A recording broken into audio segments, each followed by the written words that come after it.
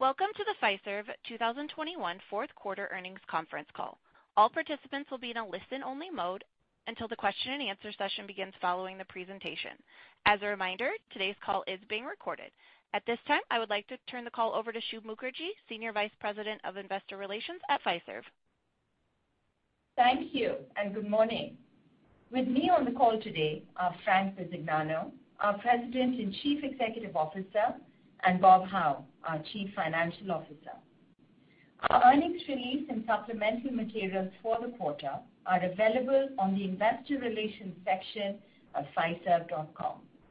Please refer to these materials for an explanation of the non-GAAP financial measures discussed in this call, along with the reconciliation of those measures to the nearest applicable GAAP measures. Unless otherwise noted, performance references are year-over-year comparisons. Our remarks today will include forward-looking statements about, among other matters, expected operating and financial results and strategic initiatives. Forward-looking statements may differ materially from actual results and are subject to a number of risks and uncertainties. You should refer to our earnings release for a discussion of these risk factors.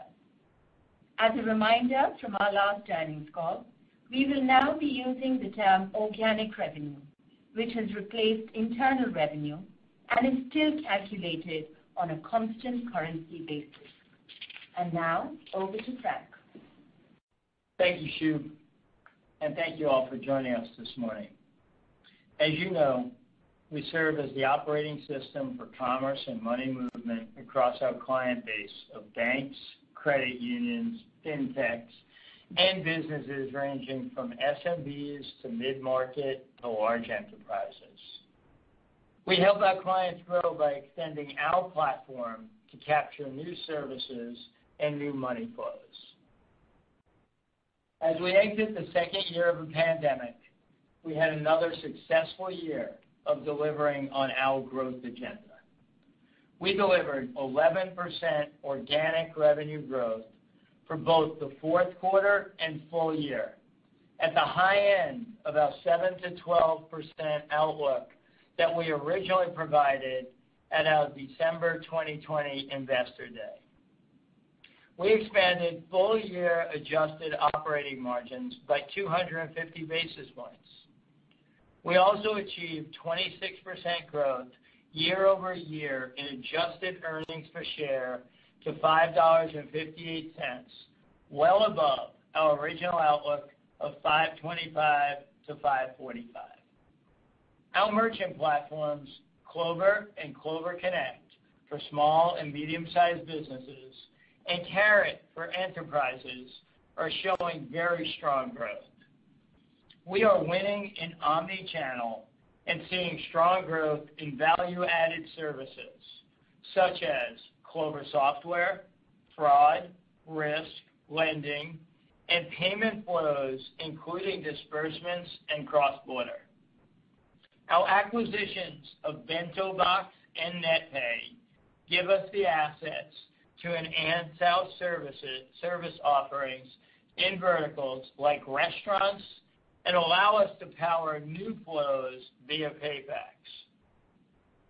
We are successfully meeting our FI clients' goal of driving digital engagement through our best-in-class online and mobile banking platform, Ability, as well as integrated mobile-first surround solutions such as Card Hub, featuring OnDot for retail customers, and Spend Labs for small business customers. Recall that we bought OnDot and Spend Labs in 2021 and are already seeing great traction with them. We expect these solutions will have a positive effect, strengthening our client value proposition across core banking, payment processing, and the network business. We made outstanding progress on the integration of Fiserv and First Data. The fourth quarter marks the completion of our cost synergy program. We achieved our target of $1.2 billion, $300 million above our original commitment, and 2 years ahead of schedule. We actioned $480 million of revenue synergies and are now at 80% of the increased commitment of $600 million. We anticipate attaining the full $600 million of revenue synergies by the end of this year, 18 months ahead of schedule. Strengthening our leadership as our client's partner of choice, yesterday we announced a definitive agreement to acquire the remaining ownership interest in Finxact. We were an initial investor in Finxact, a leading developer of cloud-native banking solutions that is powering digital transformation across financial services. This is an investment in the next generation financial technology that supports our strategy to continuously innovate for our clients and broaden our total addressable market.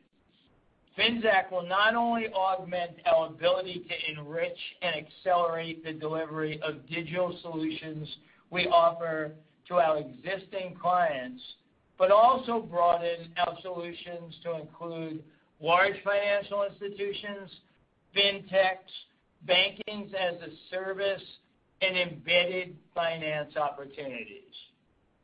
We've worked closely with the Finxact team and look forward to welcoming Frank Sanchez, his leadership team, and the entire Finxact organization to Fiserv when the deal closes later this year. Our business momentum and investments thus far position us very well for the future.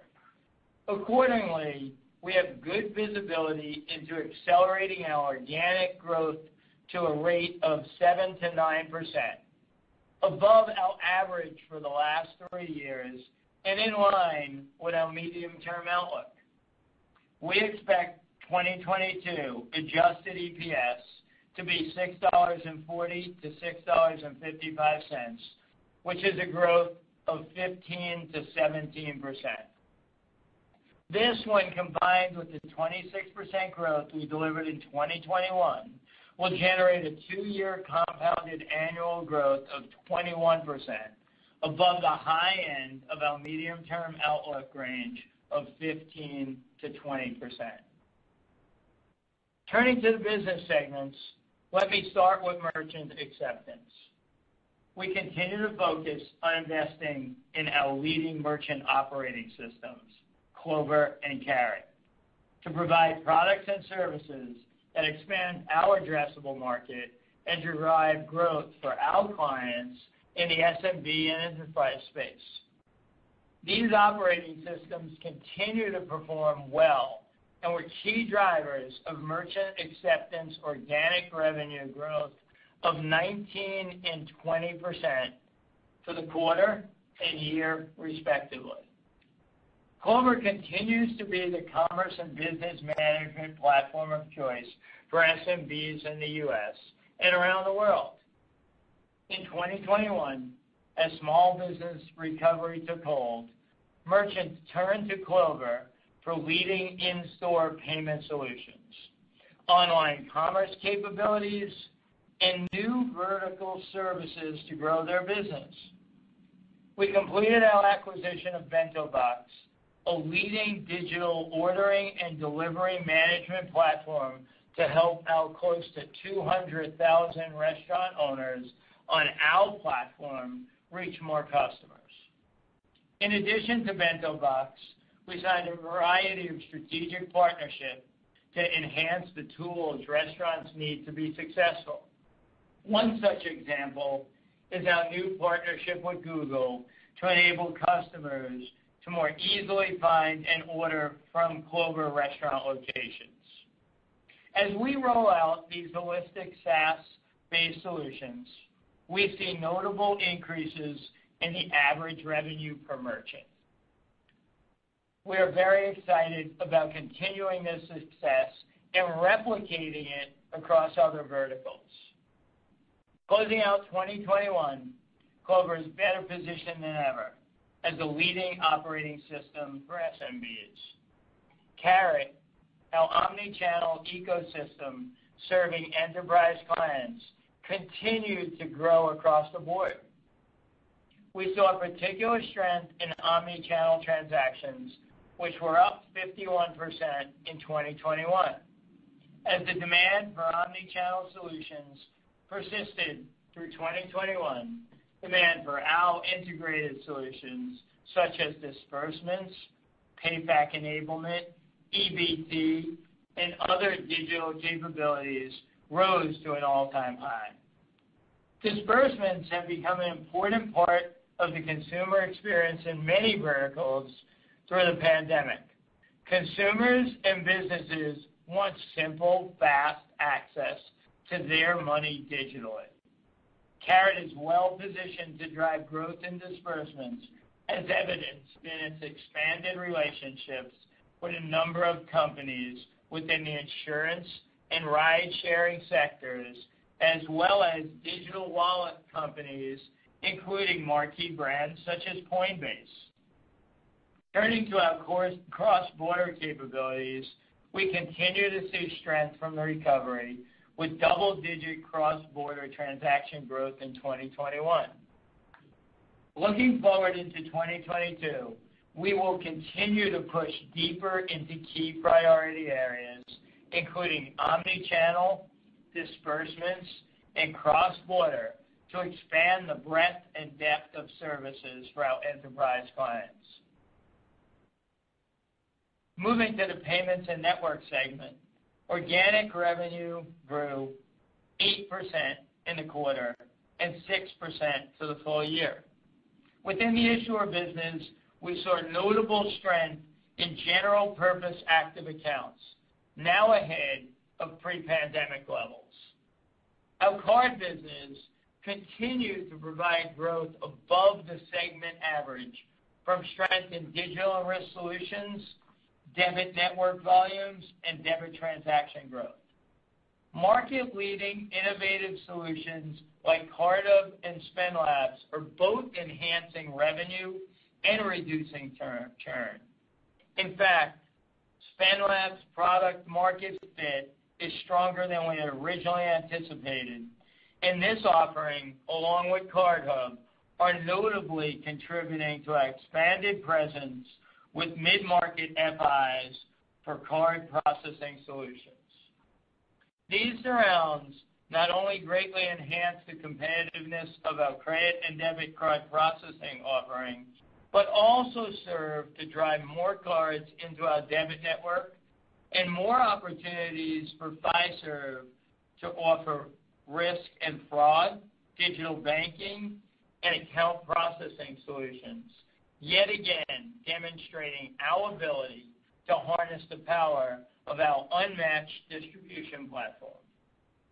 Looking to 2022, we expect to see continued momentum from the ramp of our large credit issuer wins in 2020 and 2021, including Alliance Data, Atlanticus, and Genesis, 3 top 25 issuers, strengthen our digital offerings with CardHub and SpendLabs, and strengthen Zelle.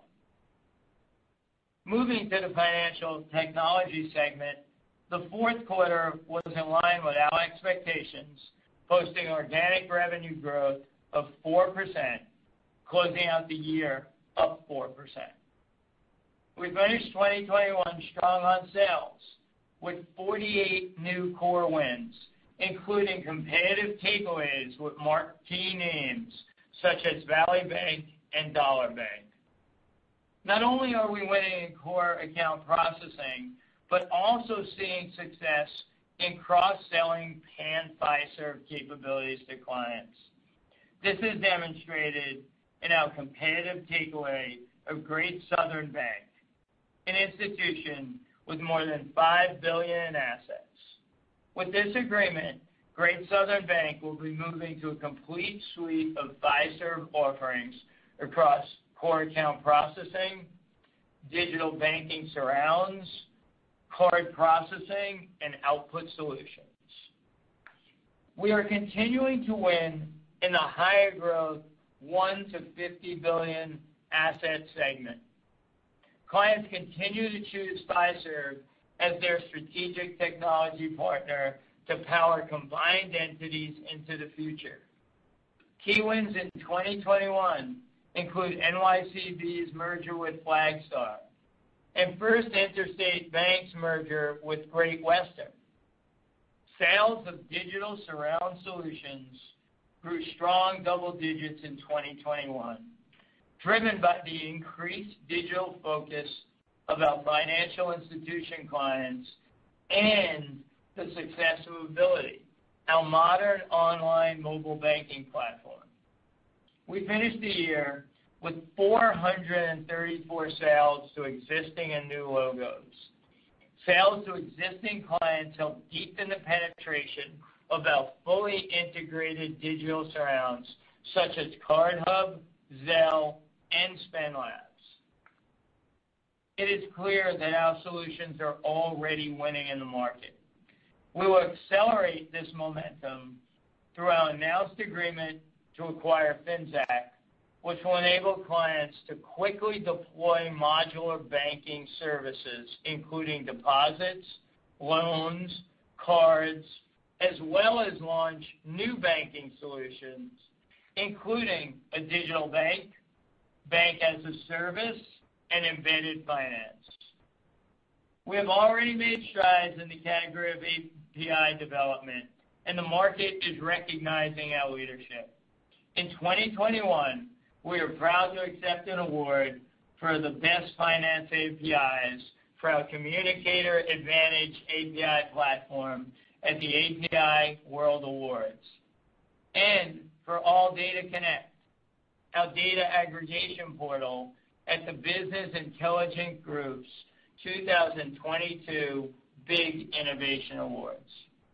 Looking into 2022 and beyond, the powerful combination of our market-leading banking cores, along with Finxact, which enables clients to launch modern, flexible, and highly personalized digital banking experiences, and Ability, our industry-leading online and mobile banking platform, will position us to better serve our existing clients and a broader array of customers.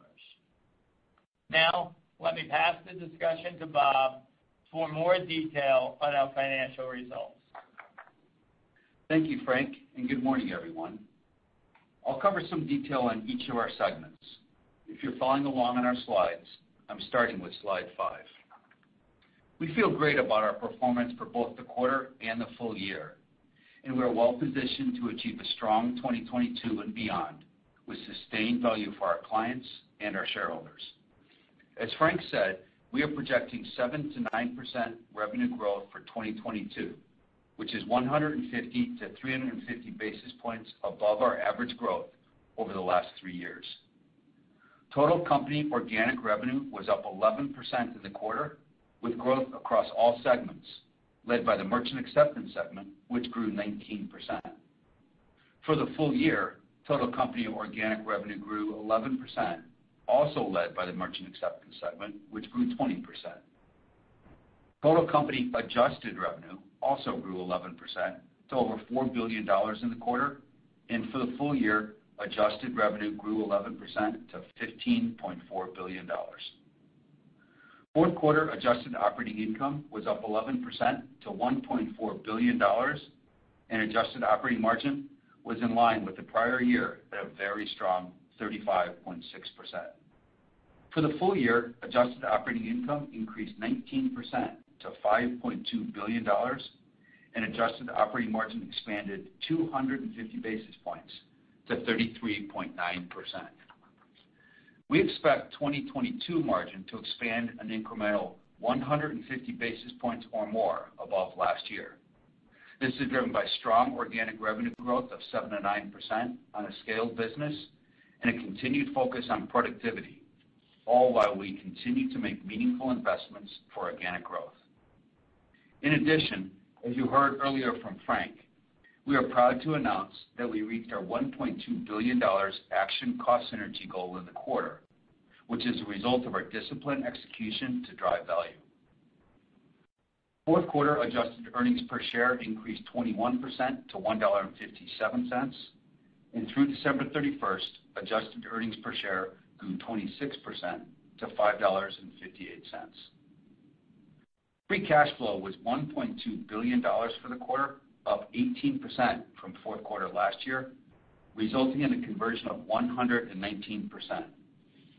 For the full year, free cash flow was $3.5 billion, with a conversion to net income of 94%, driven by strong revenue growth and increases in working capital, as well as capital investment in organic innovation for our clients, integration of our acquisitions, and investment in technology infrastructure and real estate to create world-class collaboration space for our associates as we return to offices.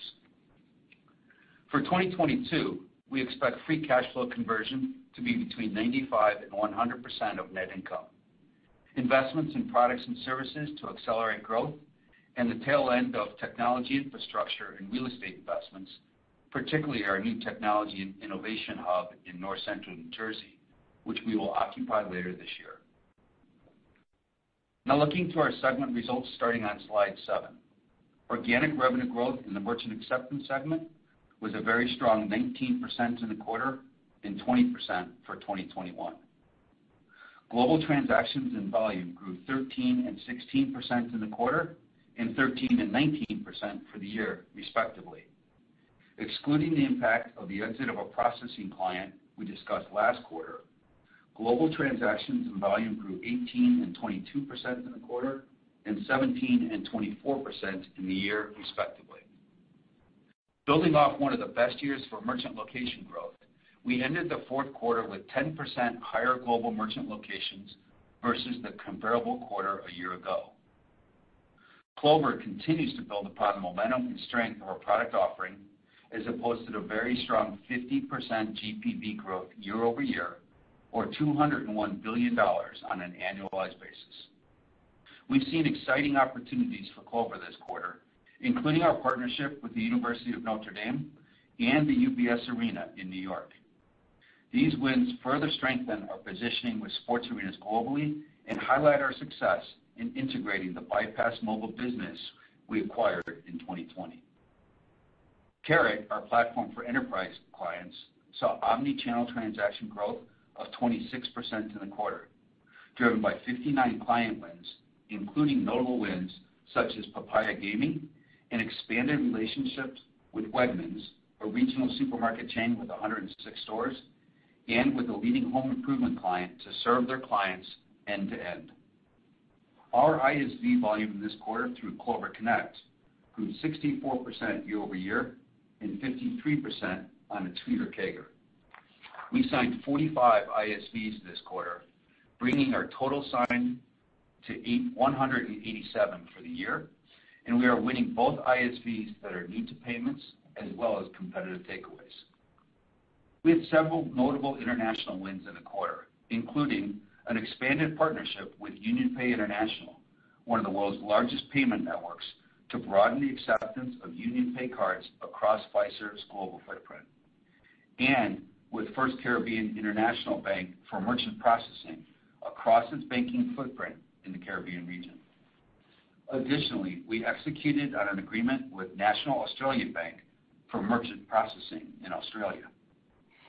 Adjusted operating income in the acceptance segment increased 20% to $533 million in the quarter, and adjusted operating margin was up 60 basis points to 31.3%, driven by continued top-line strength.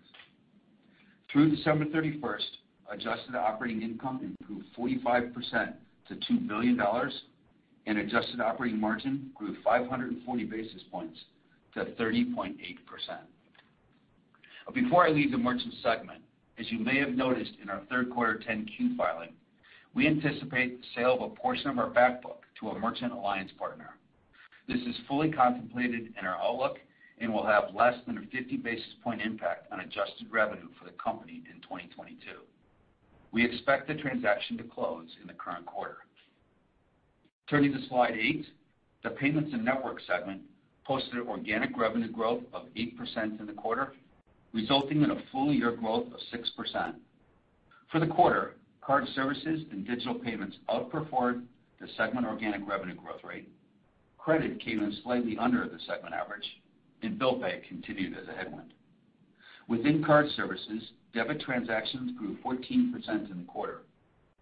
The strength of our credit offering for financial institutions was manifested in a notable win in the fourth quarter, an agreement with Randolph Brooks Federal Credit Union, an institution with over $14 billion in assets and over 1 million members, to provide our credit processing capabilities. Within Issuer Solutions, we are well underway with our onboarding the $120 million of new business we announced at our December 2020 Investor Day, as well as other mandates awarded since. We have completed the onboarding of Atlanticus, a competitive takeaway, and BBVA, an M&A consolidation win. Onboarding is well underway for Genesis, another competitive takeaway, and for Alliance Data. This momentum continues. In addition to the merchant processing wins I mentioned earlier, we also signed long-term card issuing agreements with both National Australia Bank and Union Pay International. These wins demonstrate our ability to serve our clients on multiple fronts.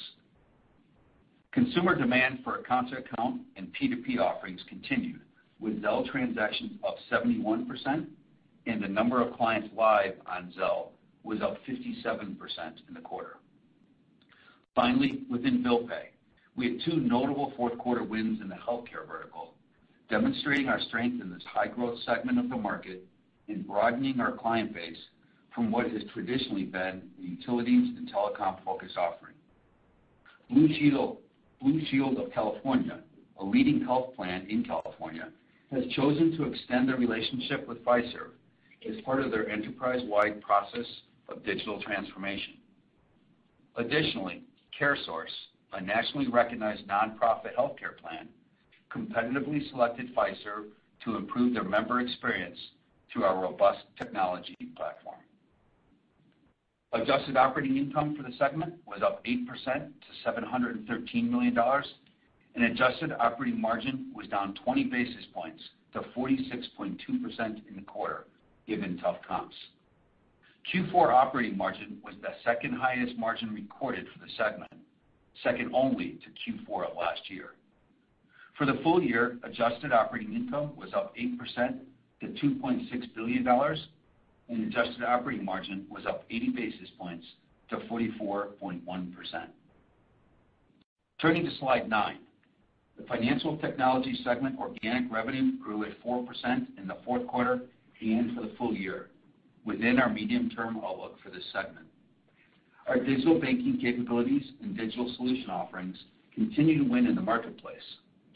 In the fourth quarter, we added 14 new core account processing clients, bringing us to 48 core wins in the year, more than half of which were takeaways.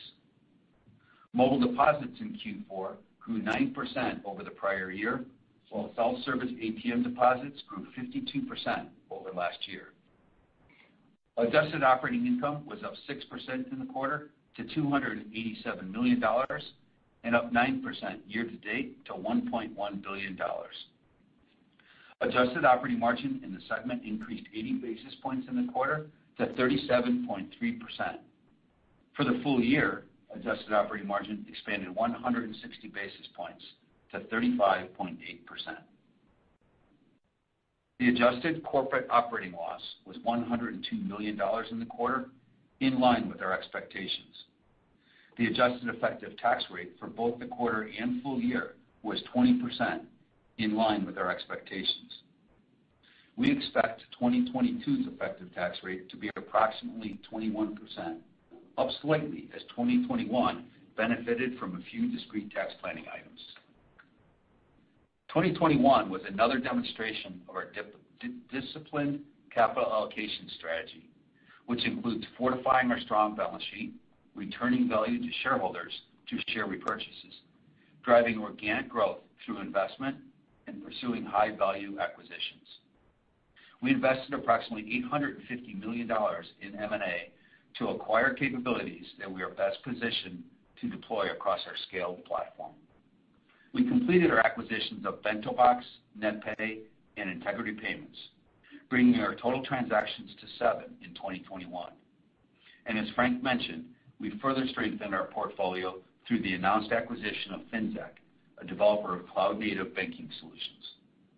Additionally, we returned $2.6 billion to shareholders through share repurchase this year, including $1 billion in the fourth quarter for 9.9 million shares. We have more than 42 million shares of repurchase authorization remaining. And finally, total debt outstanding was $21 billion on December 31st. The debt to adjusted EBITDA ratio decreased to 3.1 times, down nearly a full turn since we merged. With that, let me turn the call back to Frank. Thanks, Bob. I'm very proud of the results we've accomplished with another quarter of double-digit adjusted revenue growth and double-digit adjusted EPS growth. Given the breadth and depth of our portfolio, as well as our history of strong operational performance, we believe we will deliver 7 to 9% organic revenue growth and 15 to 17% adjusted earnings per share growth to a range of $6.40 to $6.55. We expect each of our business segments to deliver organic revenue growth within the range of our medium-term outlook. Finally, I invite you to participate in an investor call we will be hosting in the next several weeks, focused on our merchant acceptance business, with a particular emphasis on Clover as a key driver of growth for the segment and the company. In addition to delivering on our financial results, we continue to focus on our associates and our communities. Our approach to corporate social responsibility is designed to incorporate our philanthropic, associate, and community engagement to deliver thoughtful, strategic decisions where we invest our time and talent. Diversity and inclusion remains on the top of our ESG agenda, and the results of our efforts speak for themselves. In January of the current year, Fiserv was named to the 2022 Bloomberg Gender Equality Index, marking our 6th consecutive year for this recognition. For the 2nd consecutive year, Fiserv has been designated a best place to work for LGBTQ+ equality in the Human Rights Campaign Foundation's 2022 Corporate Equality Index. Now in its 20th year, the CEI is the national benchmarking tool on corporate policies, practices, and benefits pertinent to LGBTQ+ employees. Since 2020, we have allocated $35 million of the $50 million commitment designed to help small minority-owned businesses affected by the COVID-19 pandemic and associated initiatives. In Q4, Fiserv was ranked number 4 on Military Times' Best for Vets Employers list. It's the 5th year in a row in the top 5 and number 1 ranked in our category.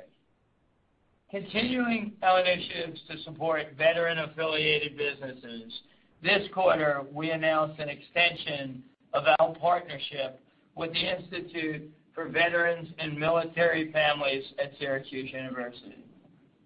And during our fourth quarter Season of Giving campaign, associate donations, along with corporate matching donations from Fiserv, contributed to over 1,200 community groups globally. I am proud of the positive impact our philanthropic and community programs have had in 2021, and I look forward to us doing more in 2022 to help businesses and communities thrive. I will close by thanking all 40,000 plus hardworking Fiserv associates around the world for working relentlessly to serve our clients and you, our shareholders. With that, operator, please open the line for questions. Thank you. We would now like to open the phone lines for questions. If you would like to ask a question, you may press star 1 on your phone. If you would like to withdraw your question, press star 2. Our first question comes from Lisa Ellis from MoffettNathanson. Please go ahead. Hey, good morning, guys. Good stuff here. I had a question. I was just hoping to drill in a little bit on your outlook for merchant acceptance for 2022. I know you mentioned you're expecting it to return to the medium-term range. I think that's 9 to 12. So are you expecting merchant acceptance to get back to double-digit growth? And then could you drill in a little bit on, two of the big drivers in there, what you're looking for out of Clover, and then maybe what you're looking for out of your international business as you look out into 2022 to give you confidence in that outlook? Thank you. So first of all, yes, 9 to 12. And yes, we're driving the business to double-digit. I think there's a multi-pronged effort here. And obviously, we have a lot of assets in the portfolio that are performing very, very well, whether it be our ISV business, whether it be Carat. But specifically, the growth in Clover, we believe will happen both in the U.S. and then in our global expansion of it also. And we continue to see that have very, very strong visibility. Our deployment will happen outside the U.S. during the course of this year. And then you layer on top of that the Kasha partnership, the Deutsche partnership, and you can see us extending out in all regions, really. So you should expect to see Clover growth.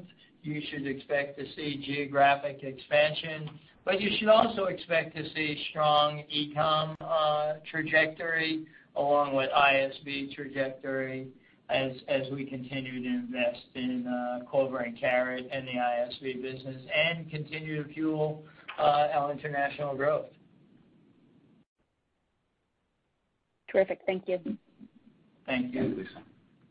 Next, we'll go to the line of Tien-Tsin Huang from J.P. Morgan. Please go ahead. Thanks so much. Really happy to see the 7 to 9% organic revenue growth for this year. I want to ask just on the margin outlook to get there for the segments. Where are you investing more aggressively? I know you have some integrations and implementations to do as well, plus productivity. So any color there would be terrific. Thank you. Yeah, Tien-Tsin, I'll start and Frank can jump in. I think you'll see continued investments in all three of our segments. Obviously, each one of them have a slightly different growth trajectory, as Frank just talked in answering Lisa's comment about the 9 to 12% merchant growth. We expect all three of our segments to perform in the medium-term outlook range, 4 to 6 for the fintech segment and 5 to 8 for payments. And you're seeing us focus on bringing new solutions to our clients on where they want us to meet. Obviously, really across the board, the continued drive for digital, for mobile, expanding out our capabilities to integrate all of our solutions. You heard me in my prepared remarks talk about the new wins with UnionPay and with National Australia Bank, two individual contracts that both had merchant and payments incorporated in them. And so we'll continue to invest in building out those capabilities. We continue to invest in our digital capability around our Card Hub acquisition with Ondot, with Spend Labs, our Ability solution, our digital banking solution that we launched earlier this year, a cloud-native online banking solution, will continue to expand in the marketplace. And then obviously, once we close with Finxact, will be a focus of ours as we build out that capability. Yeah, maybe I'd say one or two other things. We have tremendous visibility due to the amount of wins you've heard us talk about. You could see that we've had very, very good momentum in the sales cycle, and that's all about future growth. I also think the investments we are making or for future growth. So this 7 to 9 we're talking about here in the medium term is what's right in front of us, and we have pure visibility to it. But we also are integrating a lot of products, building for the future, being very offensive towards how we're going to build. And so when you think about our spending, it's really not against this year's revenue, it's for future years' revenue. Yep. No, thank you for that detail, guys. Thank you. Thanks, Vincent. Next, we'll go to the line of Jason Kupferberg from Bank of America. Please go ahead. Thanks. Good morning, guys. Wanted to see what color you might give us just on Omicron impacts you may have felt in December and January, particularly in merchant, but maybe a little bit on the issuer processing side too, and then just how that translates into how we should be thinking about first quarter revenue growth by segment. I know you generally have some pretty easy comps there in Q1. Thank you. I'll start. Bob can fill in then. I mean, it definitely had an effect. We saw it, as we came through December. You definitely felt it. And outside the U.S., more than even inside the U.S., I'd say. But, and it has spilled into January across basically debit and credit when you think about it, and affect the spending in general. That I view that as a short-term issue, nothing systemic there. Bob, anything you want to add? No, Jason, I think January consistent to how we kind of closed out December, a little bit light. Obviously, the U.S., Europe, the globe is dealing with Omicron. We're starting to see the restrictions in Europe lifted, particularly in UK, Ireland. Germany has still got a number of restrictions in various regions. It's not a countrywide program, it's region by region. And we're starting to see those lift. And so we expect things to improve as we progress through the quarter. I do expect each of the 4 quarters to be within that 7 to 9% range. So I don't think we have any quarter that's well below that and another quarter well above that. But with January being a little bit lighter, there could be some impact to Q1 there. Okay, great caller. Thank you, guys. Next, we'll go to the line of Dave Koenig from Baird. Please go ahead. Yeah, hey guys, nice year. Hey Dave, thanks. Yeah, thanks. Hey, so I guess a couple questions. First of all, on payments, 2021, it looked like full year about 5.5% organic, and you're kind of saying 5 to 8 would be 2022. So I'm just kind of thinking through the accelerating and decelerating factors. Like I would think debit probably decelerates, but then what should accelerate to kind of propel growth in 22 to offset the debit deceleration? Yeah, we have seen some of that deceleration in debit. Again, it was part of the December to January dynamic. We certainly see some nice lift from the credit issuer wins that started going live really the second half of 2021. So we've got good lift from those in the full year of 2022. And with Atlanticus and ADS yet to onboard here in early 2021, that will give us a nice lift. So I think our credit issuing business will perform nicely. The improvement or the new contract wins that we talked about in bill pay will help stem some of that headwind that we dealt with in 2021. And broadly, the contract wins and the implementations and new services, Card Hub is certainly having an impact on both our debit and credit business as we bring a more fulsome solution, very digital, state-of-the-art capability into our clients. We see some real opportunity there. Gotcha, thanks. And just secondly, the acceptance segment, I was kind of looking back. It looks like the last few years mostly were down kind of 3 to 5% sequentially in Q1. You also mentioned selling the back book. I don't know how much impact that has, but are we in kind of a pretty normalized, like maybe down 3-5 sequentially? Yeah. So first, the sale of the back book we expect to take place this quarter. We're almost halfway through the quarter. It isn't closed yet, but we do expect it soon. So it will be a modest. It's a modest impact to the year, less than 50 basis points to the adjusted revenue for the company for the year. So pretty small impact to Q1, particularly given that it's not yet closed. But I think you're largely in line. I don't expect any different in terms of the seasonality as you go from Q4 to Q1. Gotcha. Thanks, guys. Next, we'll go to the line of James Faucette from Morgan Stanley. Please go ahead. Great. Thank you very much. Wanted to ask quickly on capital allocation, and you seem to have stepped up the pace of acquisitions recently, and I'm wondering with the swoon in valuations that we've seen, at least in public markets, is that creating incremental opportunities for acquisitions, do you think, and how dynamic or flexible can you be on capital allocation, especially between acquisitions, buybacks, and debt reduction? Just love to get kind of your sense and color around those topics. Thanks. Yeah, I mean, we talked about, $850 million, and then, we have FinTech here. Also, I mean, we feel very, very, very confident in our ability to deploy capital where appropriate, and all of that's to further accelerate growth rate, and I accentuate further accelerate. We think we're darn good at integrating these properties. And the properties that we've acquired, we've also had invested. We invest in properties early, watch them, grow with them, nurture them, and integrate them.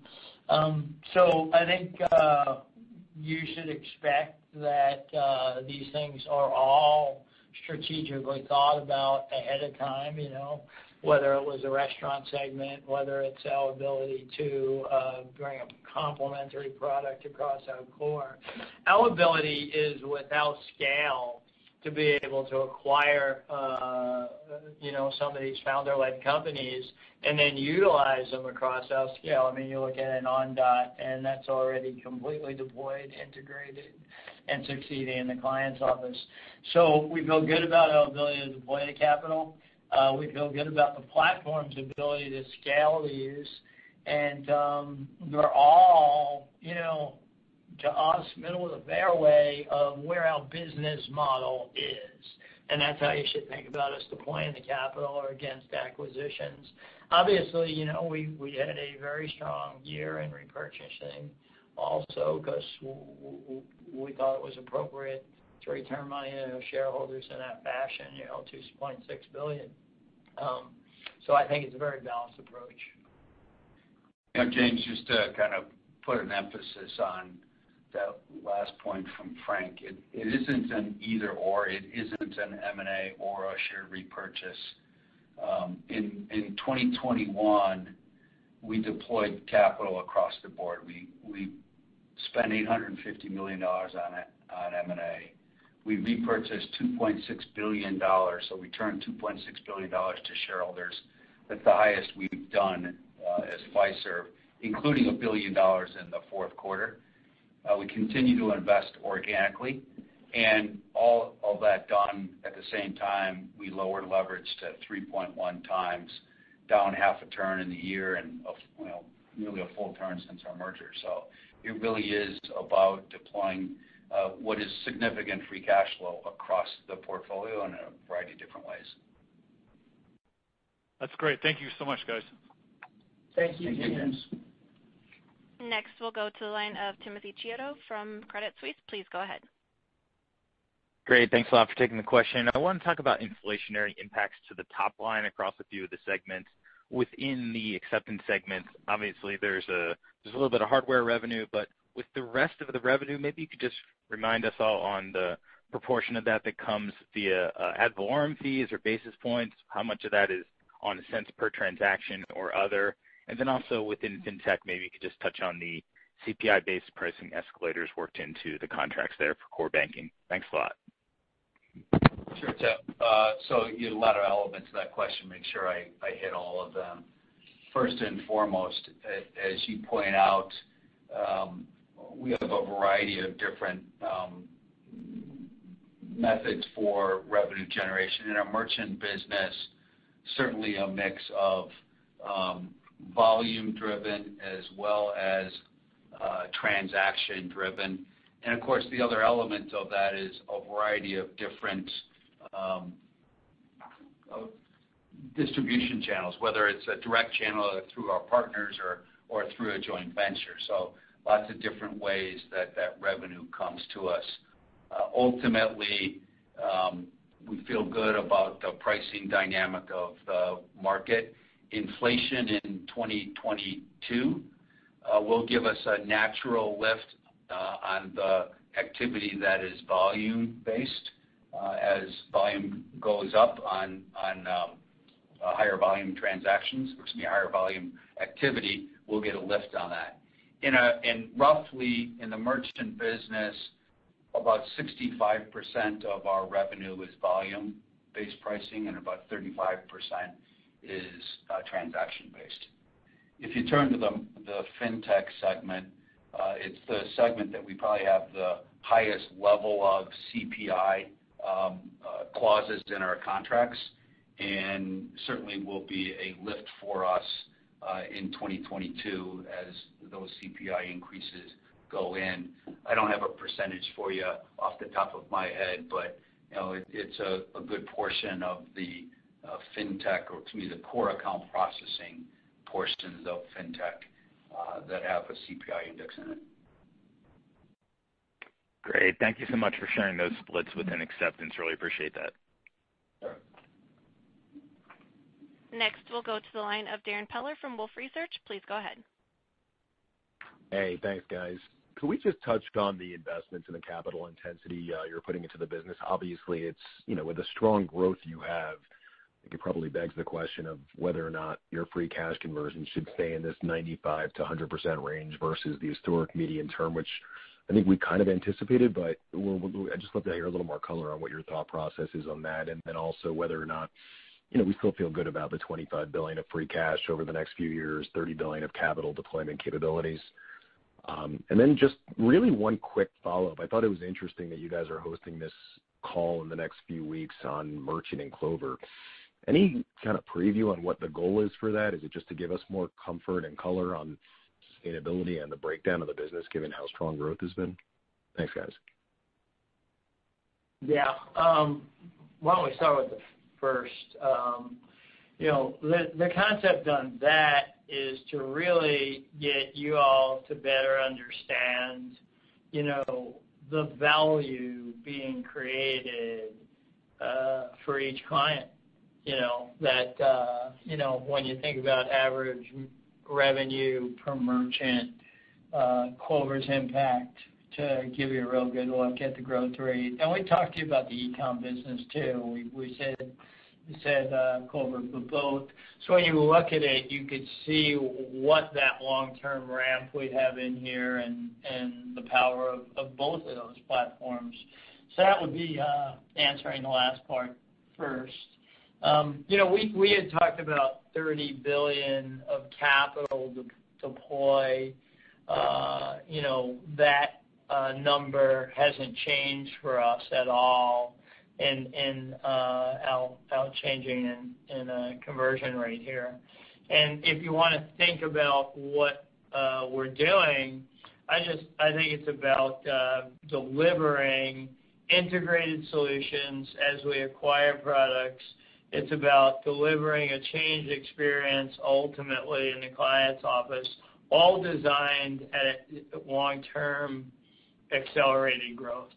In many cases, we're also building functionality, which is giving us a greater total addressable market as we approach it. So it's completely offensive in terms of us leaning into the opportunity. The beauty of this platform is its size and scale and its client base.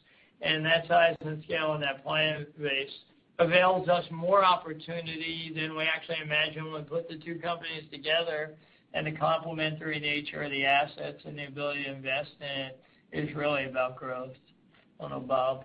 Yeah, Darren, the two pieces I'd add, I guess, is one, the 95 to 100 that we have for 2022 and the 94 we did in 21 is in part driven by our increased spending on really three things. One is we are moving with a faster speed than we traditionally have around integrating new acquisitions. So a classic example is we acquired Ondot in the first part of 2021, and within a few months we had that integrated in some of our mobile banking capability and started selling it as a truly integrated solution, where traditionally we might have taken a bit longer to actually integrate. We might sell it as a bundle, but really integrate it into the software offering. We're moving at a much faster speed.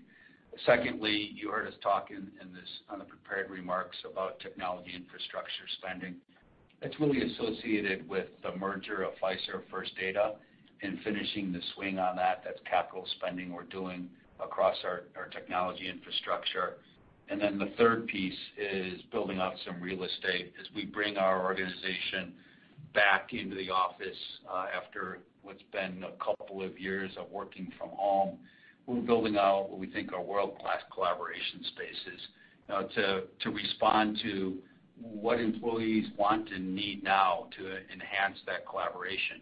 You heard us early in the year announce our new technology hub, innovation and technology hub in North Central New Jersey. That will be built out and occupied later this year. So that technology infrastructure associated with the Fiserv First Data merger and some of this real estate spend, you'll see kind of tail off at the end of this year, and you'll see a shift in free cash flow going forward.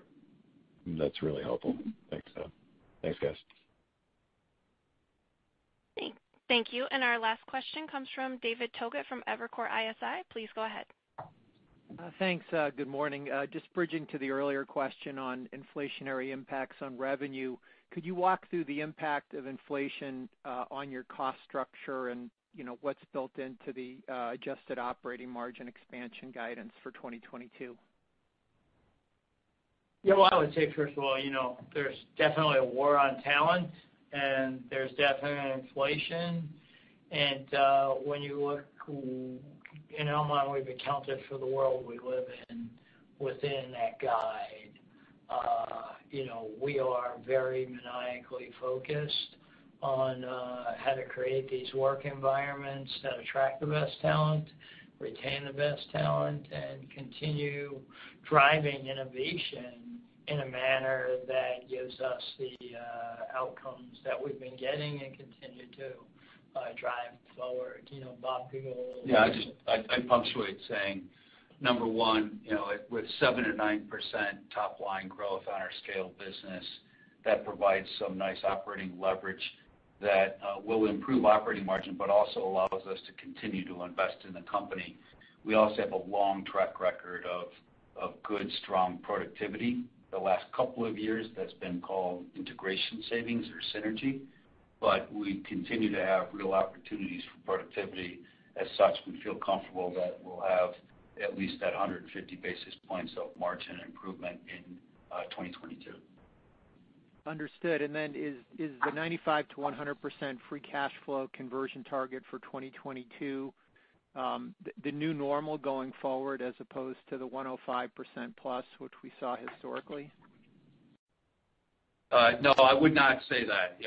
Obviously at this point we're not ready to update 2023, but given some of that technology infrastructure spend and the real estate spend that I talked about earlier, I expect that to drift down as we exit 2022 and beyond. Thank you. Great. Thank you very much. I'd like to thank everyone for their attention today. Please feel free to reach out to our IR team with any questions, and have a great day. Thanks for your time today. Thank you. Thank you all for participating in the Fiserv 2021 fourth quarter earnings conference call. That concludes today's conference. Please disconnect at this time and have a great rest of your day.